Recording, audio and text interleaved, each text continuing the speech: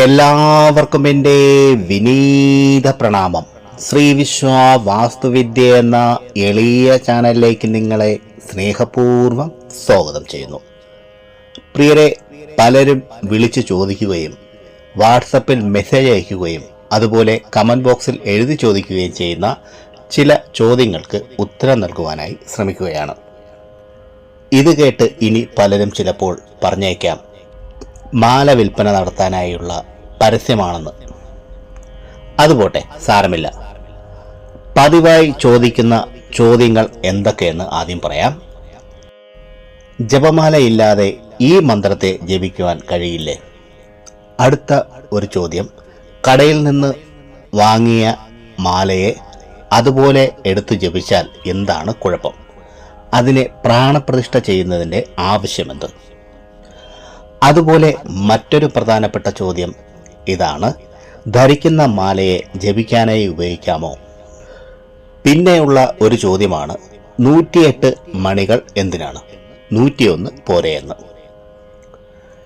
ഇങ്ങനെയുള്ള ചോദ്യങ്ങളാണ് സാധാരണ വരുന്നത്.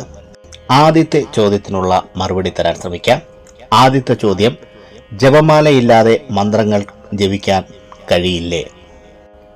ഇവിടെ അവർ ഉദ്ദേശിക്കുന്നത് കടലയോ പയറോ എണ്ണിയെടുത്ത് ഒരു പാത്രത്തിൽ നിന്ന് മറ്റൊരു പാത്രത്തിലേക്ക് ഓരോ മണിയെ എടുത്തിടുമ്പോൾ മന്ത്രങ്ങൾ ചൊല്ലുന്ന ഒരു രീതി, അല്ലെങ്കിൽ വിരൽ കൊണ്ട് എണ്ണുന്ന മറ്റൊരു രീതി, അതുപോലെ മനസ്സിൽ എണ്ണുന്ന മറ്റൊരു രീതി. ഒന്ന് ചിന്തിച്ചു നോക്കൂ. ശിവപഞ്ചാക്ഷരി മന്ത്രത്തെയാണ് നമ്മൾ 108 തവണ ജപിക്കുന്നതെന്ന് കരുതുക.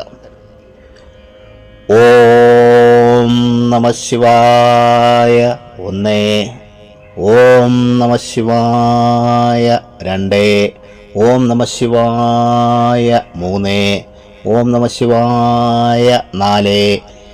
ഇങ്ങനെ ആണെങ്കിൽ അത് മന്ത്രജപമെന്ന് പറയാനാകുമോ? അത് മന്ത്രം എണ്ണിപ്പറച്ചിലല്ലേ ആകുന്നുള്ളൂ. മനനാൽ ത്രായതേ, മനനം ചെയ്യുന്നവനെ ത്രാണനം ചെയ്യുന്നത്. ത്രാണനമെന്നാൽ രക്ഷിക്കുന്നത്. ഏതൊന്നാണോ അതാണ് മന്ത്രം. ഏകാഗ്രമായ മനസ്സിൽ നിന്നായിരിക്കണം മന്ത്രം വരേണ്ടത്. അങ്ങനെ വരുമ്പോഴും മാത്രമാണ് അത് ജപമായി മാറുന്നത്. അങ്ങനെ നമ്മുടെ മനസ്സിൽ മറ്റൊന്നിലേക്കും ശ്രദ്ധ പോകാതെ മന്ത്രത്തിൽ മാത്രം ശ്രദ്ധ നൽകാൻ നമ്മെ സഹായിക്കുന്ന ഒരു വസ്തുവാണ് ജപമാല. മനസ്സിനെ ഏകാഗ്രമാക്കിക്കൊണ്ട് മന്ത്രത്തെ ജപിച്ചാൽ മാത്രമേ അതിൽ നിന്ന് ഫലം പ്രതീക്ഷിക്കാവൂ. ഇനി അടുത്ത ചോദ്യം ഇതാണ്, ജപമാല കടയിൽ നിന്ന് വാങ്ങിക്കൊണ്ടുവന്ന് മന്ത്രം ജപിച്ചു തുടങ്ങിയാൽ എന്താണ് കുഴപ്പം? ഇതിനു മുമ്പും പറഞ്ഞ ഒരു കാര്യമാണിത്. ഈ ഒരു കാര്യം വരുമ്പോഴാണ് ചില മലയാളി ഹിന്ദുക്കൾ പ്രാണപ്രതിഷ്ഠ ചെയ്തില്ല എങ്കിൽ മന്ത്രം ജപിക്കാൻ പറ്റില്ലേ എന്ന് ചോദിക്കുന്നത്. ഇത് സത്യത്തിൽ ഞാൻ പറഞ്ഞതല്ല കേട്ടോ.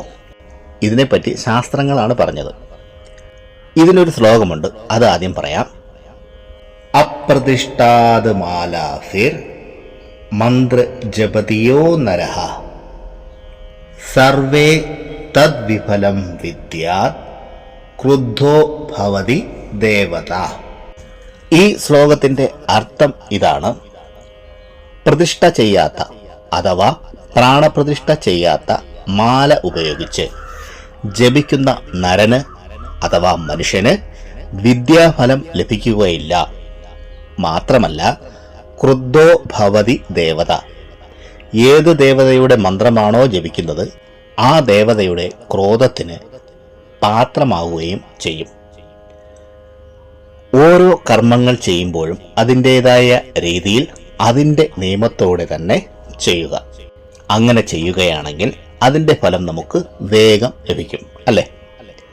എല്ലാ നിയമങ്ങളും പാലിച്ചുകൊണ്ട് ചെയ്യുന്നത് എങ്കിൽ ഇടയ്ക്ക് തടസ്സം ഉണ്ടാവില്ല.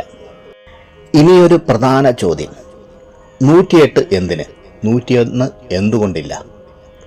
സാധാരണ ജപമാലയ്ക്ക് 108 മണികളും ഒരു ചുട്ടി പോലെ ഒരെണ്ണവും കാണാം. അതിനെയാണ് മേരു, സുമേരു എന്നൊക്കെ പറയുന്നത്. സുമേരുവിനെ ഇവിടെ ഗുരുവായി സങ്കല്പിച്ചിരിക്കുന്നു. 108 എന്നത് എടുത്തിരിക്കുന്നത് അനേകം വസ്തുതകളിൽ നിന്നാണ്. അതിൽ ചിലത് പറയാം. ജ്യോതിഷത്തിൽ 27 നക്ഷത്രങ്ങൾ. ഓരോ നക്ഷത്രങ്ങളിലും 4 പദങ്ങൾ അഥവാ ചരങ്ങൾ. 27 ഗുണം 4 108. അതുപോലെ അടുത്തത് ഈ 108നെ പരസ്പരം കൂട്ടിയാൽ കിട്ടുന്നത് 9. ഈ 9നെ ഏതിനോട് ഗുണിച്ചാലും അതിൽ നിന്ന് കൂട്ടിക്കിട്ടുന്നതെല്ലാം 9 തന്നെയായിരിക്കും.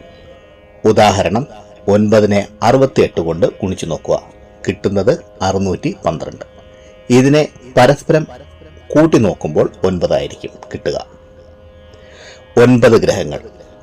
പാലാഴി കടഞ്ഞപ്പോൾ ഒരു വശത്ത് 54 അസുരന്മാർ, മറുവശത്ത് 54 ദേവതകൾ. ഇത് രണ്ടും ചേർന്ന് 108. സൂര്യന്റെയും ഭൂമിയുടെയും അകലം സൂര്യന്റെ വ്യാസം കൊണ്ട് ഹരിച്ചാൽ കിട്ടുന്നത് 108 ആയിരിക്കും. അതുപോലെ ചന്ദ്രന്റെയും ഭൂമിയുടെയും അകലം ചന്ദ്രന്റെ വ്യാസം കൊണ്ട് ഹരിച്ചാൽ കിട്ടുന്നതും 108 ആയിരിക്കും. സൂര്യന്റെയും ഭൂമിയുടെയും അകലം ഈ റേഷ്യോയിൽ അല്ല എങ്കിൽ ഭൂമിയിൽ ജീവിതം തന്നെ അസാധ്യമായേനെ. അല്ലാതെയും കുറച്ച് കാര്യങ്ങളുണ്ട്. ശ്രീകൃഷ്ണ ഭഗവാന് 108 മുഖ്യ ഗോപികമാർ, 108 മുഖ്യ ഉപനിഷത്തുക്കൾ, മനുഷ്യ ശരീരത്തിൽ 108 മർമ്മങ്ങൾ. ചരക സംഹിതയിൽ 107 എണ്ണമാണ് പറഞ്ഞിരിക്കുന്നത്. അതിൽ നമ്മുടെ മനസ്സുകൂടി ചേർക്കുമ്പോൾ 108 ആവുന്നു. മന്ത്രങ്ങൾ 108 തവണ ജപിക്കുമ്പോൾ ഈ 108 മർമ്മങ്ങളും ആക്ടിവേറ്റ് ആകുന്നു. ഇതുപോലെ അനേകം വസ്തുതകളുണ്ട്. ഇതിനെപ്പറ്റിയും മുമ്പ് വിസ്താരത്തിൽ ഒരു വീഡിയോയിൽ പറഞ്ഞിരുന്നു. പ്രധാനമായും ചോദിക്കുന്ന മറ്റൊരു ചോദ്യം ഇതാണ്: ജപിക്കുന്ന മാലയെ ധരിച്ചാൽ എന്താണ് കുഴപ്പം? സത്യത്തിൽ കുഴപ്പങ്ങളൊന്നും തന്നെയില്ല. മഹായോഗിമാരും സന്യാസിമാരും അവർ ധരിക്കുന്ന മാല തന്നെയാണ് എടുത്ത് ജപിക്കാനായി ഉപയോഗിക്കുന്നത്. എന്നാൽ അവർ നയിക്കുന്ന ജീവിത രീതിയാണോ സാധാരണക്കാരും നയിക്കുന്നത്? അല്ല എന്നാണ് നിങ്ങളുടെ ഉത്തരമെങ്കിൽ നിങ്ങൾ ജപിക്കുന്ന മാലയെ ധരിക്കാൻ ഉപയോഗിക്കരുത്. ജപമാലയിലൂടെ മന്ത്രജപം നടത്തുമ്പോൾ ജപമാലയ്ക്കും ഒരു ചൈതന്യം വന്നു ചേരും. ഈ ചൈതന്യത്തെ നഷ്ടമാകരുത് എന്ന് കരുതിക്കൊണ്ടാണ് അന്യരുടെ ദർശനവും സ്പർശനവും ഏൽക്കാതെ ജപമാല സൂക്ഷിക്കണമെന്ന് ഗുരുവര്യന്മാർ നമ്മെ ഉപദേശിക്കുന്നത്. അങ്ങനെയാണെങ്കിൽ ആ പവിത്രമായ ജപമാല ധരിക്കുമ്പോഴോ? ഇത് തന്നെയാണ് ഞാനും പല വീഡിയോയിലും പറയുന്നത്: ജപിക്കുന്ന മാലയെ ധരിക്കാൻ പാടില്ല എന്ന്. മനസ്സിലായല്ലോ? പ്രിയരെ, ഈ അദ്ദേഹത്തിൽ പറഞ്ഞ കാര്യങ്ങൾ നിങ്ങൾക്ക് പ്രയോജനപ്പെട്ടു എന്ന് ഞാൻ വിശ്വസിക്കുന്നു. ഇഷ്ടമായെങ്കിൽ ലൈക്ക് ചെയ്ത് എന്നെ അറിയിക്കുക. നിങ്ങളുടെ ഇഷ്ടദേവന്റെ പേര് കമൻറ്റ് ബോക്സിലും എഴുതുക. മറ്റുള്ളവർക്ക് പ്രയോജനപ്പെടുന്ന രീതിയിൽ എന്തെങ്കിലും ഉണ്ടെങ്കിൽ ഷെയർ ചെയ്യാനും ഈ ചാനലിലെ പഴയ വീഡിയോകളും കാണുക. പിന്നെ ഞാൻ എപ്പോഴും പറയുന്നത് പോലെ സത്യസന്ധമായ യഥാർത്ഥ വാസ്തുവിദ്യ രഹസ്യങ്ങളും സനാതനധർമ്മത്തിലെ സാധന, ഉപാസന, മന്ത്രരഹസ്യങ്ങളും ഹസ്തരേഖ വിജ്ഞാനവും സാമുദ്രിക ശാസ്ത്ര രഹസ്യങ്ങളും അറിയാനായി നിങ്ങൾ ഈ ചാനൽ സബ്സ്ക്രൈബ് ചെയ്യുക.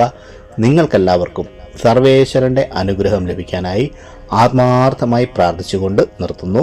നന്ദി, നമസ്കാരം.